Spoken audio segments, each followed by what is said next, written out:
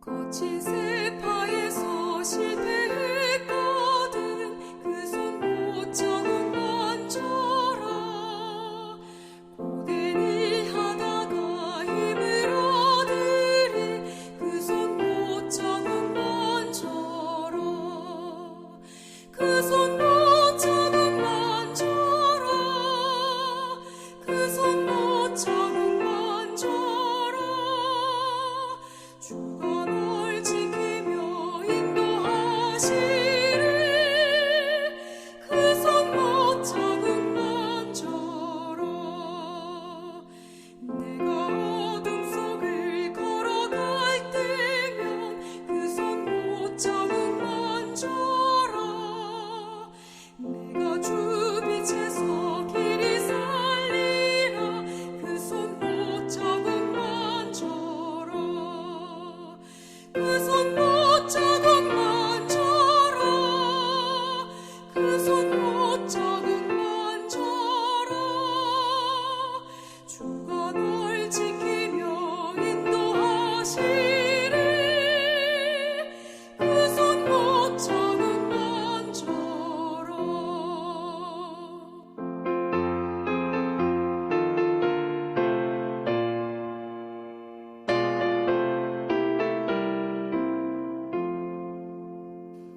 너의 죄 무거워 감당 못할 때 그 손 못 잡은 만져라 마음 문 열고서 주를 모셔라 그 손 못 잡은 만져라 그 손 못 잡은 만져라 그 손 못 잡은 만져라 주가 널 지키며 인도하시리 그 손 못 잡은 만져라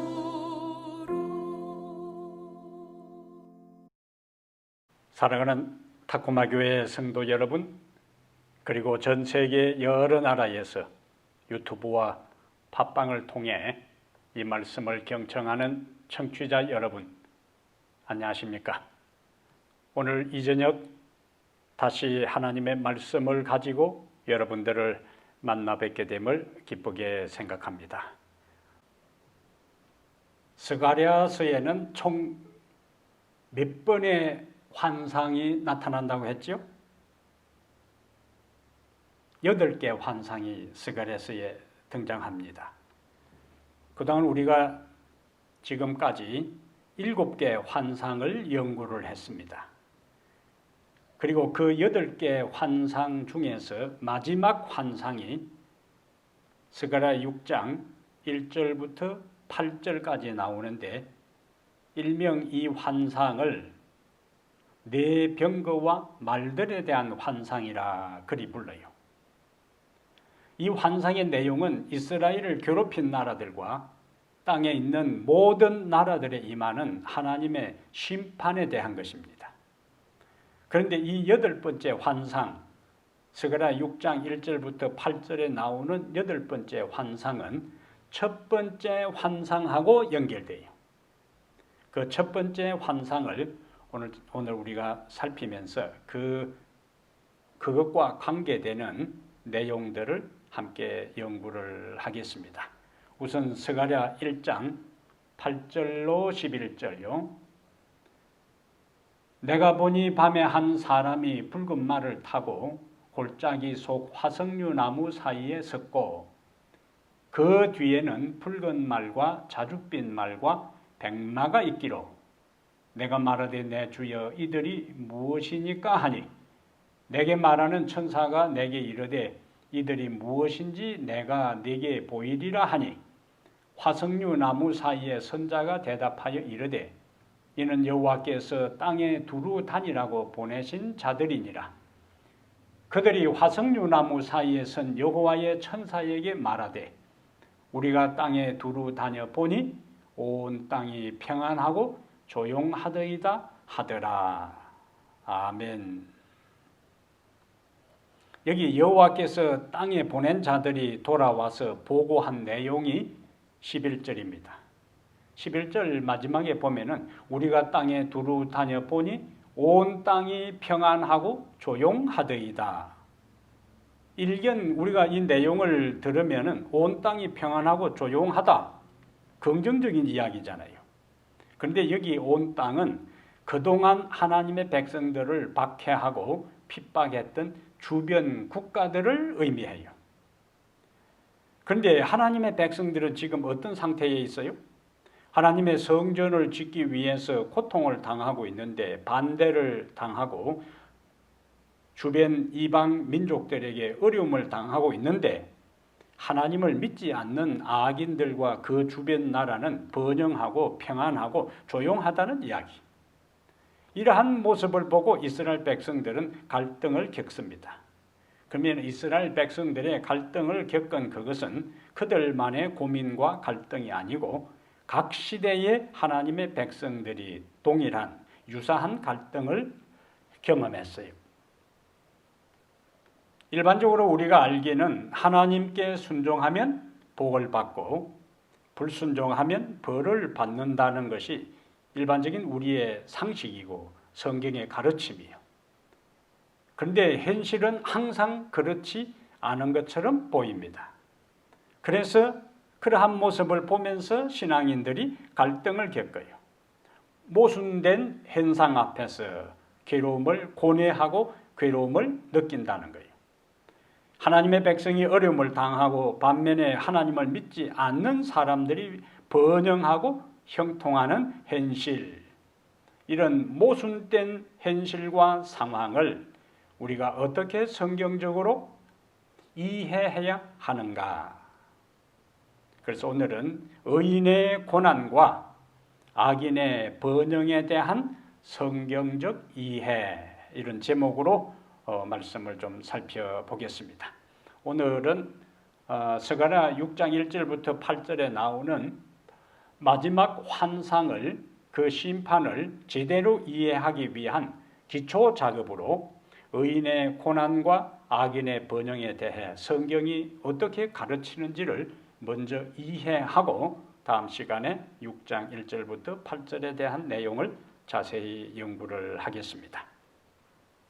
의인의 고난과 악인의 번영, 원래는 어떻게 돼야 우리가 쉽게 받아들일 수 있어요? 의인은 번영하고 악인은 고난을 당하고 이렇게 돼야 되는데 실제적으로 우리의 삶의 현장에서는 반대 현상이 나타나는 겁니다. 의인이 고난을 당하고 어려움에 처하고 악인이 번영하고 번창하고, 그러면 이러한 모순된 현상을 우리는 성경을 통해 어떻게 이해하고 받아들여야 되느냐 하는 것은 굉장히 중요한 문제입니다. 여러분, 고난하면 떠오르는 인물이 있지요. 누굽니까? 욥입니다. 욥. 그런데 성경은 욥의 고난을 진술하기 전에 먼저 욥의 품성과 인격, 사람 됨됨이를 먼저 기록하고 있어요.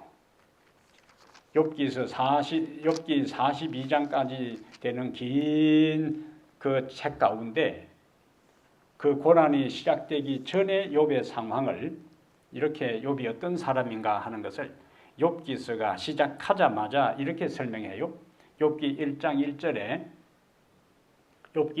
1절에 우스 땅에 욥이라 불리는 사람이 있었는데, 자, 소개합니다. 그 사람은 온전하고 정직하여 하나님을 경외하며 악에서 떠난 자들아. 네 가지를 강조해요. 욥기서 저자는.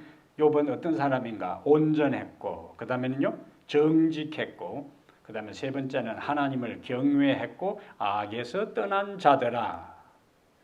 이거는 욥기서를 기록한 저자의 표현이고 하나님께서도 직접 욥을 어떻게 평가했냐면은 1장 1절하고 같은 거예요. 1장 8절에 여호와께서 사탄에게 이르시되 욥을 자랑합니다. 네가 내 종 욥을 주의하여 보았느냐. 이제 욥에 대한 하나님의 평가입니다. 그와 같이 온전하고 정직하여 하나님을 경외하며 악에서 떠난 자는 세상에 없느니라. 이건 누구의 평가죠? 하나님의 평가요. 하나님께서 보시기에도 욥은 온전하고 정직하고 하나님을 경외하고 악에서 떠난 사람이라고 평가할 정도로 욥의 신앙과 인격과 품성은 타의 추정을 불허할 정도로 탁월했다는 것이 욥기서 1장의 메시지입니다. 그러나 그 후에 욥이 경험하는 고난은 우리가 상상할 수도 없는 엄청난 고난을 그가 겪게 되잖아요. 그의 가축대들이 도둑들에 의해서 약탈당하고 그 다음에 하늘에서 내린 불이 남은 가축들을 완전히 불태워버립니다. 그것으로 끝나는 게 아니에요. 곧 이어 장남 집에서 파티를 하던 그의 아들 7명, 딸 3명이 집이 갑자기 붕괴되는 바람에 한 번에 몰살당합니다. 그것으로 끝나는 게 아니에요. 게다가 욥의 몸에는 불치의 악성 종기가 발생했어요. 이 중에서 하나만 일어나도요. 우리는 하나님을 믿니 안 믿니, 하나님이 살아 계신가 안 계신가 온갖 불평과 원망을 다 할 겁니다. 재산이 다 날아가 버리고 그리고 자녀들이 병든 것도 아니에요. 10명의 자녀가 한 번에 몰살당하고 그리고 자기의 몸에 불치의 악성 종기까지 생겼어요. 이것은 사람들이 일반적으로 중요하게 여기는 재산, 자녀, 건강 하루아침에 다 잃어버리잖아요. 친구들이 처음에는 그 소식을 듣고 욥을 위로하기 위해 옵니다. 그리고는 일주일 동안 말을 하지 않고 욥의 고난의 현장에 함께 동참해요. 그러나 곧 그들은 그들의 전통적인 교리와 사상으로, 여기 중요한 것은 그들의 전통적인 교리와 사상으로, 그걸 달리 표현하면 당시의 통념적인, 당시의 보편화된 일반적인 사람들의 의식과 가치 기준으로 욥을 공격하기 시작합니다. 그들이 일반적으로 그 당시나 지금이나 일반적으로 생각하는 것은 뭐냐? 악인은 하나님께 벌을 받고 의인은 하나님의 복을 받아 번영한다. 그것은 그 시대나 지금이나 유사하게 사람들이 다 이렇게 생각하고 있는 거예요. 그런데 욥이 지금 고난을 받고 있으니까 그들의 생각은 뭡니까? 누가 고난을 받아요? 누가 벌을 받아요? 하나님께 죄를 지은 사람. 그러니까 욥이 지금 엄청난 고난 가운데 빠졌다는 것은 욥이 엄청난 죄를 지었다는 결론이니까 욥에게 뭐라고 돌아가면서 다그치는가?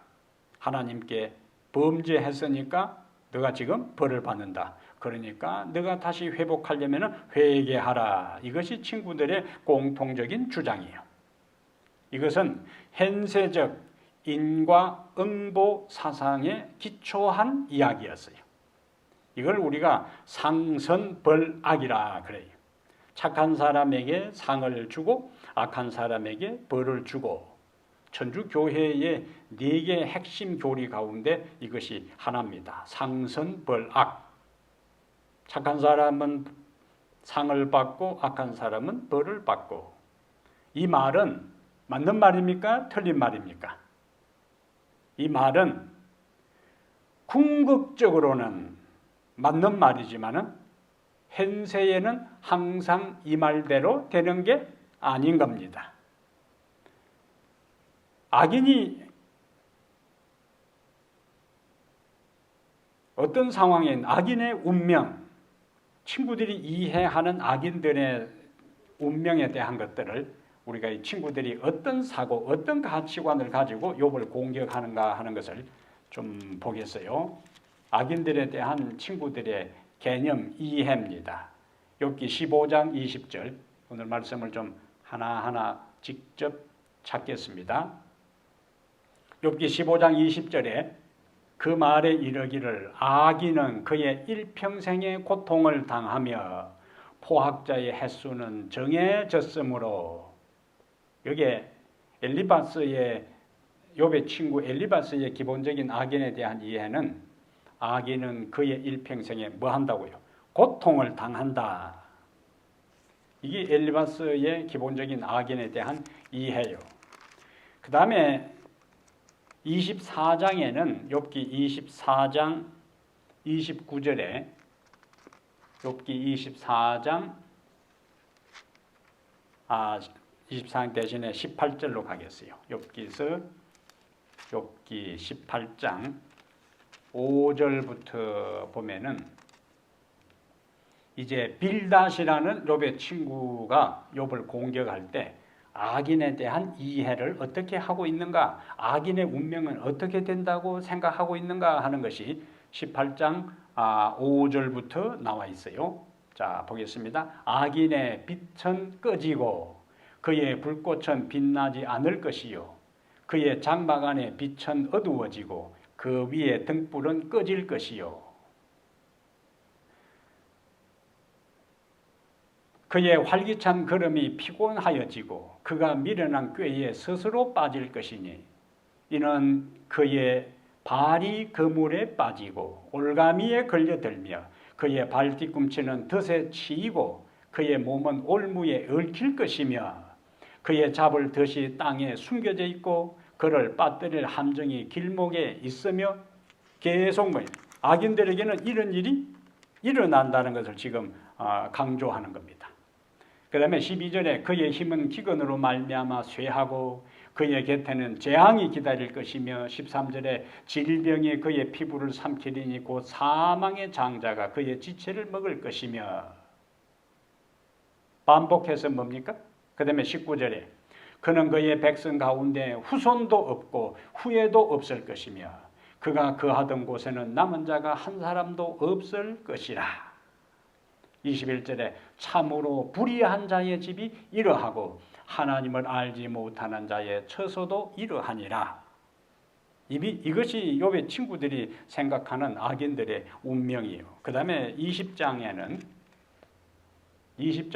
다시 또 이야기를 합니다. 20장 5절부터요. 악인이 이긴다는 자랑도 잠시요 경건하지 못한 자의 즐거움도 잠깐이니라. 그 다음에 7절에 자기의 똥처럼 영원히 망할 것이라. 그를 본 자가 이르기를 그가 어디 있느냐 하리라. 그 다음에 9절에 그를 본 눈이 다시 그를 보지 못할 것이요 그의 처소도 다시 그를 보지 못할 것이며 그의 아들들은, 악인들의 아들들은 가난한 자에게 은혜를 구하겠고 빌어먹는다는 거예요. 동냥한다는 거예요. 구걸한다는 거예요. 그도 얻은 재물을 자기 손으로 도로 줄 것이며 그의 기골이 청년같이 강장하나 그 기세가 그와 함께 흙에 누우리라. 누구에 대한 이야기라고요? 악인들에 대해서. 악인의 현세적 운명에 대한 친구들의 인과응보적인 전통적인 사상이요. 이것을 이야기하면서 욥이 지금 모든 것을 상실했으니까 너가 악인이라고 지금 공격한다는 이야기입니다. 그런데 욥은 현세에서 악인들에게 이 인과응보의 사상이 기계적으로 자동적으로 항상 적용되는 게 아니라는 것을 욥이 이제 반박하기 시작해요. 그것이 욥기 21장 7절부터 15절입니다. 지금 친구들은 악인들은 다 쫄딱망하고 후손도 없게 되고 어둠 가운데 있게 되고 빌어먹게 되고 다른 사람에게 구걸하게 되고 그 다음에 덫에 치이고 올무에 걸리고 악인들이 그렇게 된다고 하는데 욥은 아니다 그겁니다. 욥의 이야기가 이거요. 욥기 21장 7절에 악인들이 어찌하여 악인이 생존하고 장수하며 세력이 강하냐. 그들의 후손이 앞에서 그들과 함께 굳게 서고, 친구들 이야기하고 반대지요. 자손이 그들의 목전에서 그러하구나. 그들의 집이 평안하여 두려움이 없고 하나님의 매가 그들 위에 임하지 아니하며, 그들의 수소는 새끼를 베고 그들의 암소는 낙태하는 일이 없이 새끼를 낳는구나. 그들은 아이들을 양떼같이 내보내고 그들의 자녀들은 춤추는구나. 13절, 그들의 날을 행복하게 지내다가 잠깐 사이에 서울에 내려가느니라. 그러면서 그들은 그러할지라도 그들은 하나님께 말하기를 우리를 떠나소서, 우리가 주의 도리 알기를 바라지 아니하나이다. 전능자가 누구이기에 우리가 섬기며 우리가 그에게 기도한들 무슨 소용이 있으랴 하는구나. 그러나 이렇게 하지만은 그들의 행복이 그들의 손안에 있지 아니하니 악인의 계획은 나에게서 멀구나. 그러니까 그들은 물질적으로 풍부하고 그 다음에 집안에 키우는 가축대도 잘 번성하고 새끼도 잘 놓고 자녀들도 춤추고 즐기고 파티하고, 그러면서 그들은 하나님의 존재를 믿지도 않고 관여하지 말라 그러고 기도한들 무슨 소용이 있느냐. 그런데도 그들은 잘 먹고 잘 산다는 거예요. 욥은 악인들이 평안하고 번영하는 현실을 이야기합니다. 평안과 번영을 대대로 누리는 악인들은 하나님께서 이 모든 일에 간섭하지 않으신다고 생각하고 하나님의 도리를 알려고도 하지 않는 것입니다. 그리고 전능하신 하나님이 어디 있으며 기도가 무슨 유익이 있느냐고 비웃으며 자신들의 행복이 자기 손으로 얻은 것이라고 생각한다는 거예요. 친구들은 악인의 수명이 오래가지 못한다고 했는데 욥은 악인이 장수하는 현실을 보았어요. 친구들은 악인의 후손들은 없을 것이라고 했는데 욥은 악인들의 후손이 대대로 잘 사고 평안한 것을 보았어요. 욥의 친구들은 의인들의 장막이 안전할 것이라고 했지만은 욥은 도리어 악인들의 집에 재앙이 없는 것을 보았습니다. 앞에서 본 것처럼 욥기 21장 10절에는 악인의 기르는 가축까지 번성함을 말하고 있어요. 그러면 이 가축의 번영을 이야기할 때 욥의 마음에 어떤 생각이 들었을까요? 욥의 그 엄청난 그 가축대들이 도적대들에 의해서 약탈당하고 남아있는 것은 난데없이 뜬금없이 하늘에서 불이 내려와 그 모든 가축대를 하루아침에 불살라 버렸어요. 욥은 욥기 1장에 하나님을 경외하고 온전하고 하나님 정직하고 악에서 떠난 욥의 삶에는, 가정에는 이런 일들이 생기고 하나님의 존재를 인정하지도 않고 하나님께 기도하는 것도 의미 없다고 이야기하고 자기들 노력에 의해서 자기들이 부유하고 행복하게 산다고 오만방자한 이들은 잘 되고 있다. 그러니 이 욥에게 있어서 얼마나 큰 갈등이 있었겠느냐 그겁니다. 욥기 21장 7절부터 13절 사이에 언급한 일련의 내용은 현세적 인과 음보론의 한계, 의인은 복을 받고 악인은 벌을 받는다는 일반적인 이 생각에 현실적으로 엄청난 현실과 괴리가 있음을 욥은 지적하고 있습니다. 동시에 경건하게 살고자 몸부림쳤던 자신에게 산업의 몰락과 자녀들의 비명 행사와 그리고 엄청난 육체적 고통이 주어지고 이제는 비참한 죽음밖에 기다릴 것이 없다고 생각하는 욥의 상실감을 우리가 생각해 보면은 욥이 얼마나 깊은 고뇌 속에 빠져 있을까 하는 것을 짐작하고도 남음이 있습니다. 욥은 하나님을 믿는 사람이라 할지라도 고난을 현세에서 당하고 하나님을 믿지 않는 악인들이라 할지라도 현세에서 축복을 받는다 하는 것을 현실적으로 그가 지금 받아들이고 이해하고 있는 거예요. 그러나 자기의 삶과 악인들의 삶에 너무나 엄청난 차이가 있으니까 왜 이런 일이 일어나는지, 의인이 복을 받고 악인이 벌을 받아야 되는데 의인이 고난을 당하고 악인이 번성하고 번영하는 이 현실 앞에서 욥이 아직 신학적으로 성경적으로 그것이 이해를 하지 못하고 있는 것입니다. 그러다가 이제 마지막에 가서야 비로소 하나님의 깊은 경륜을 알지도 못하면서 하나님께 원망했던 자신에 대해 깊이 그가 회개하게 됩니다. 그러므로 우리는 욥기서를 읽을 때에 그리고 의인의 고난과 악인의 번영의 이 현실적 상황을 보면서 기억해야 될 것이 있는데 시편 89편 14절입니다. 시편 89편 14절에 의와 공의가 주의 보호자의 기초라. 인자함과 진실함이 주를 앞서 행하나이다. 자, 아직까지는 의인이 복을 받고 악인이 벌을 받지 아니하고 의인이 고난을 당하고 오히려 악인이 번영하는 이런 현상을 우리가 어떻게 보고 어떻게 정리하고 이해해야 할지를 잠깐 유보하고 시편 73편으로 가보겠습니다. 시편 73편. 여기에 욥의 갈등과 고민을 유사한 고민을 한 사람이 시를 쓴 것이 있습니다. 시편 73편 욥기의 기별과 유사해요. 인간적인 안목으로 볼 때에 악인이 반드시 이 땅에서 인과응보적인 심판을 받지 않고 의인이 반드시 이 땅에서 복을 얻지 못하는 경우들이 많이 있는데 시편 73편은 성도들에게 있어서 하나님을 잘 섬기는 하나님의 자녀들에게 있어서 가장 이해하기 어려운 문제 중 하나였던 의인의 고난과 악인의 형통함에 대해 기록한 것이 시편 73편이에요. 아삽은 여기 시편 73편을 기록한 시인은 아삽인데 다윗과 동시대의 인물인 이 아삽은 성전 성가대의 대장으로 생각됩니다.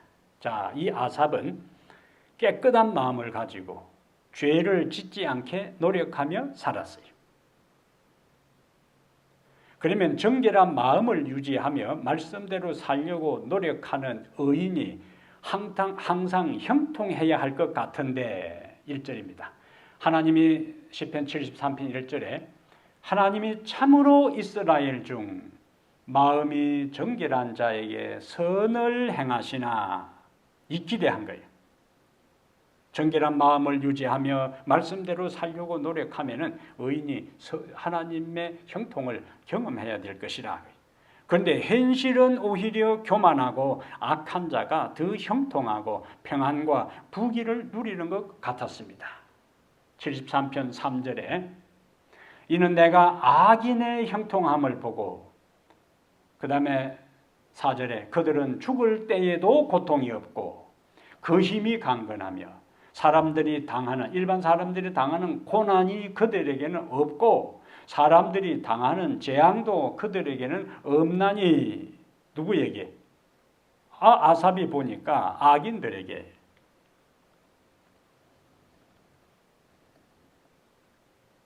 그런데 악인의 삶은 외행적으로는 평안하고 고통도 없고 부귀 영화를 누리는데 그들의 삶은 전혀 그런 축복을 누릴 만한 삶을 살지 않은 거예요. 그것이 6절부터요.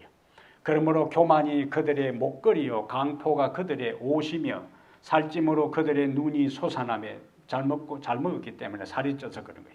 그들의 소득은 마음의 소원보다 많으며 원하고 기대한 것보다 더 물질적으로 풍부한 삶을 산다는 겁니다. 8절에 그들은 능욕하며 악하게 말하며 삶은 전혀 뒷받침되지 않아요. 높은 데서 거만하게 말하며 그들의 입은 하늘에 두고 그들의 혀는 땅에 두루 다니도다. 이런 삶을 살면서도 그들은 풍부하고 번영하고 여유로운 삶을 살더라는 거예요. 그들에게 고난과 재앙이 임하기는커녕 평안 가운데 재물을 많이 모으고 건강하게 살다가 고통 없이 죽는 것처럼 보였습니다. 73편 11절 보래요. 보세요.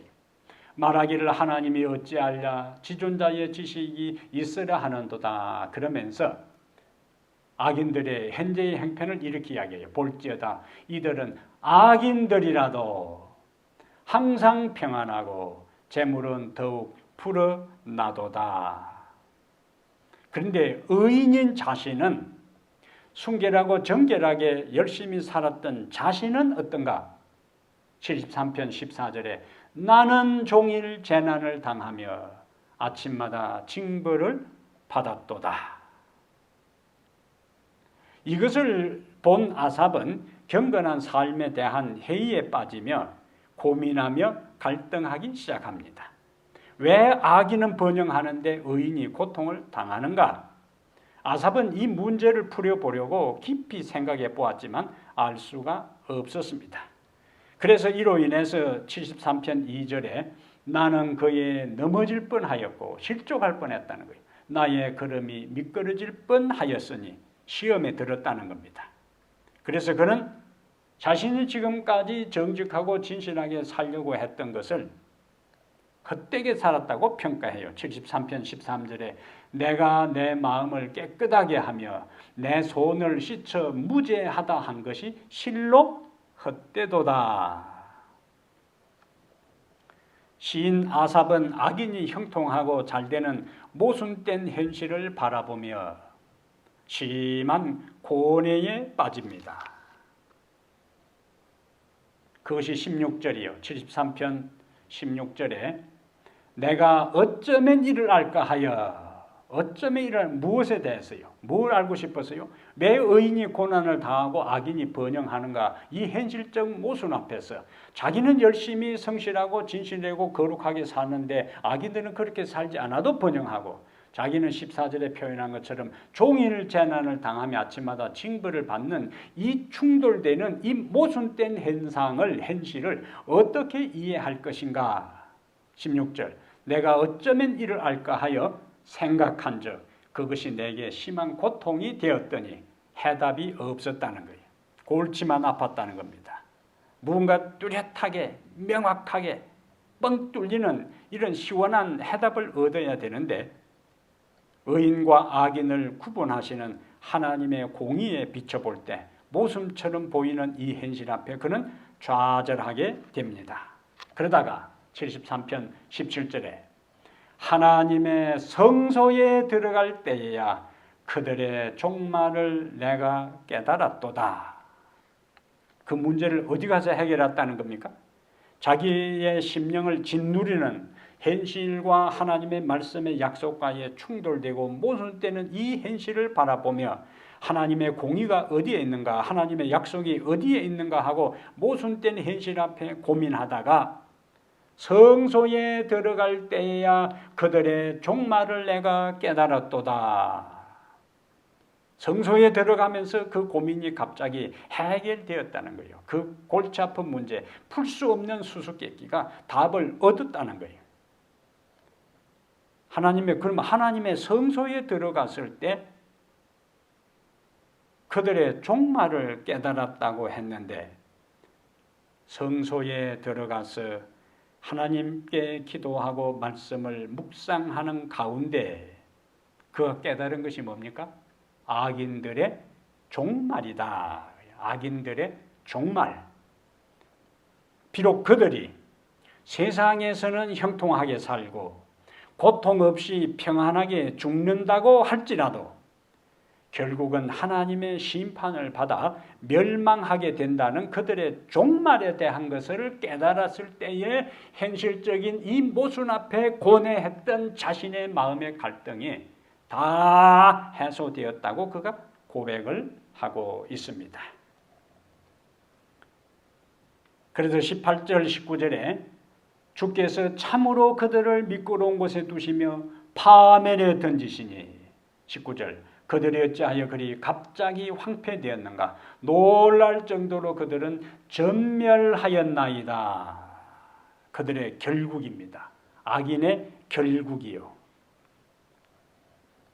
그러면 의인의 고난과 악인의 번영에 대해서 우리는 어떤 깨달음 속에서 어떤 자세, 어떤 태도를 취해야 할 것인가?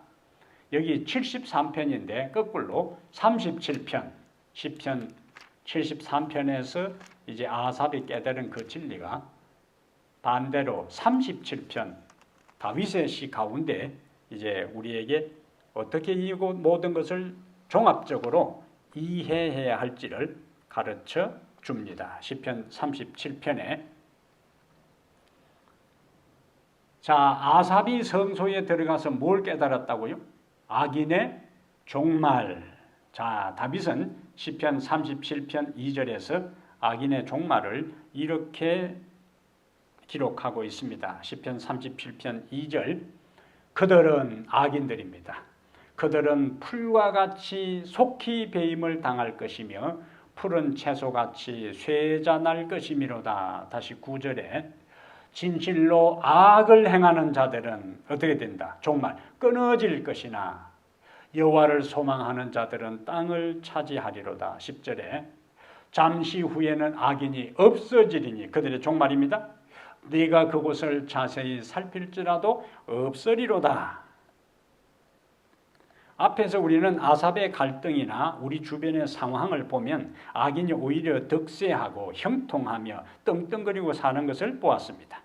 그런데 다윗은 오늘 37편 2절과 그리고 19절과 10절에서 그들의 운명을 말하고 있어요.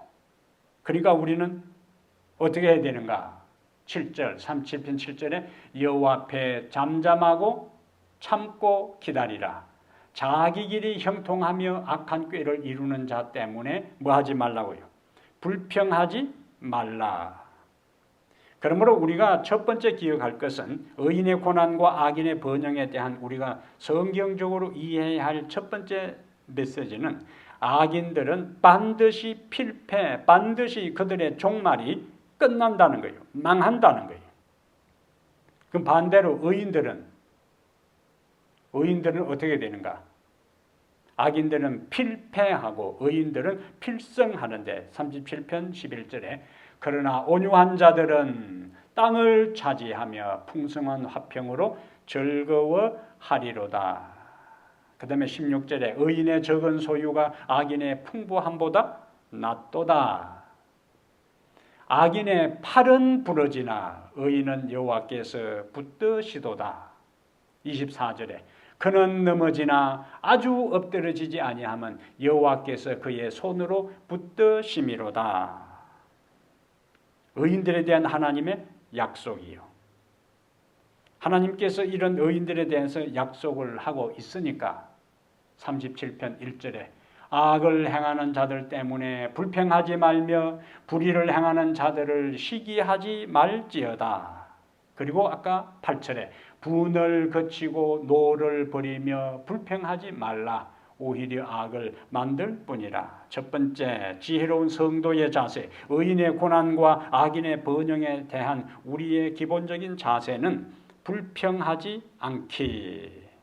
두 번째는 하나님만 의지하기. 시편 37편 3절 여호와를 의뢰하고 선을 행하라. 땅에 머무는 동안 그의 성실을 먹을거리로 삼을지어다. 또 여호와를 기뻐하라. 그가 네 마음의 소원을 네게 이루어 주시리로다. 그리고 네 길을 여호와께 맡기라. 그를 의지하면 그가 이루시고. 이것이 하나님 앞에서 의인의 고난과 악인의 번영에 대한 우리의 자세입니다. 인생만사는 하나님의 손 안에 있습니다.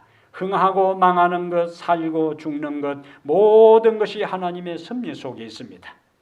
의인에게 반드시 승리를 주실 것이기 때문에 오직 하나님만 바라보라. 하박국 선지자도 악인들이 의인들을 박해함으로 하나님의 공의가 시행되지 못하고 하나님의 말씀이 무시를 당하는 상황을 보면서 하나님에 대해 회의를 품기도 했어요. 하나님의 응답은 의인은 믿음으로 말미암아 살리라. 하박국 2장 4절에 주신 하나님의 말씀입니다. 의인이 고난당하고 악인이 번영하는 현실 앞에 우리는 어떤 자세를 취해야 되는가? 37편 7절에 여호와 앞에 잠잠하고 참고 기다리라. 우리는 영원이라는 관점에서 인생을 봐야 합니다. 삶이 힘들고 이해할 수 없는 일들이 내 인생에 일어날 때에 하나님의 섭리의 때를 기다리는 인내가 필요합니다. 욥은 사실 자신에게 닥친 그 고통과 고난을 다 이해할 수 없었어요. 이해할 수 없었으니까 얼마나 답답하고 얼마나 고통스러웠겠어요. 자신의 육체적인 고통뿐만 아니라 자신의 몸에 치료할 수 없는 치료 불능의 종기로 인한 고통스러운 것뿐만 아니라 당시 자신의 사랑하는 자녀가 하루아침에 몰살당하고 그가 평생을 걸쳐 모은 재산이 하루아침에 다 날아가 버리고 건강도 자식도 재산도 다 잃어버린 그것이 고통스러웠겠지만은 그를 더 힘들고 더 어렵고 더 고뇌하게 했던 것들을 그것은 이 현상을 내가 어떻게 이해할 것이냐 하는 겁니다. 하나님이 살아계시면 왜 나의 삶에 이런 일이 일어났을 것인가 하는 것을 성경적으로 이해해야 되는데 그것이 이해되지 않았어요. 친구들은 전통적인 통념적인 가치관을 가지고 회개하려고 다그치고, 그런데 욥은 인간적으로 이해할 수는 없어도 이해할 수 없기 때문에 하나님께 원망하고 불평하고 하나님을 떠나지 않았습니다. 이해할 수 없어도 하나님께 원망을 하면서도 그는 한편으로 하나님의 손을 붙잡았어요.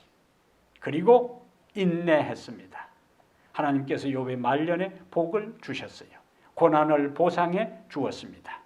그래서 야고보 5장 11절에 보라 인내하는 자를 우리가 복되다 하나니 너희가 욥의 인내를 들었고 주께서 주신 결말을 보았거니와 주는 가장 자비하시고 긍휼히 여기시는 이시니라. 아멘. 우리의 삶에도 욥처럼 인내할 때 이 땅에서 우리는 회복될 수 있습니다. 하지만 이 땅에서 회복되지 않고 우리의 인생의 말년에도 우리의 삶의 고난에 대한 모든 것들이 보상받지 못한다 할지라도 우리는 실망할 필요가 없습니다. 하나님은 반드시 하늘에서 이 세상에서 의롭게 살고 정직하게 살고 진실하게 살고 하나님의 말씀을 따라 순종의 길을 걸어간 사람들을 절대로 실망시키지 않고 반드시 보상해 주십니다. 이 땅에서 사는 동안에 악인이 잘되고 의인이 고난당하는 것을 볼 수 있지만 마침내 악인은 심판을, 신실한 자들은 하나님의 구원을 받게 될 것입니다. 그리고 하나님의 섭리는 의와 공의로 행하여질 것입니다. 영원을 보고 생활하게 되기를 바랍니다. 하나님의 공의와 사랑을 신뢰하고 궁극을 보고 믿음 안에 살아가게 되기를 바랍니다. 오늘 내 현상, 내 삶에 내 주변에 일어나는 모든 이해할 수 없는 것까지라도 하나님께서 반드시 공의의 하나님이 자비하시고 긍휼히 여기시는 하나님이 악인에게는 공의로 심판을 베푸시고 의인들에게는 자비하시고 긍휼히 여기시는 그분이 축복으로 채워주실 것을 믿고 인내하면서 마지막 하나님 앞에 설 때까지 그분을 신뢰하고 오직 의인은 믿음으로 말미암아 살리라는 이 말씀 의지하고 우리의 삶이 매일 매순간 하나님을 바라보며 그분의 공의를 믿고 그분의 자비와 긍휼을 의지하며 살아가는 성도들 다 되시기를 주의 이름으로 축복합니다. 하나님 우리 아버지, 우리가 이 세상을 살아갈 때에 우리의 경험과 상식과 판단력과 우리의 지능으로 이해할 수 없는 일들이 많이 있습니다. 그 가운데서도 의인이 번영하고 축복을 누리고 악인이 심판을 받고 형벌을 받아야 하는데 그 반대의 현상들이 우리의 눈앞에서 일어나고 내 인생에 발생하게 될 때 우리는 고뇌하고 고민하고 갈등합니다.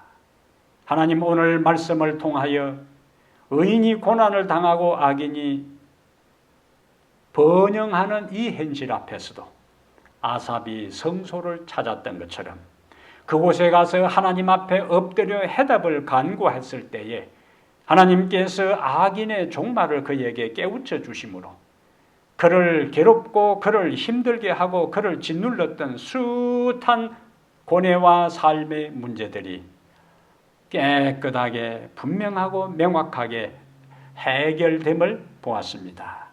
아버지, 우리도 우리의 삶의 현상 앞에서, 현실 앞에서 이해될 수 없는 수많은 문제가 있을 때에 성전을 찾게 하여 주시옵소서. 주님 앞에 그 문제를 가지고 기도하게 해 주시옵소서. 주께서 주시는 말씀을 통하여 해답을 발견하고 의인의 고난과 악인의 번영 앞에서 갈등하지 아니하고 궁극적인 하나님의 섭리를 믿으며 살아가는 저희들이 되게 하여 주시옵소서.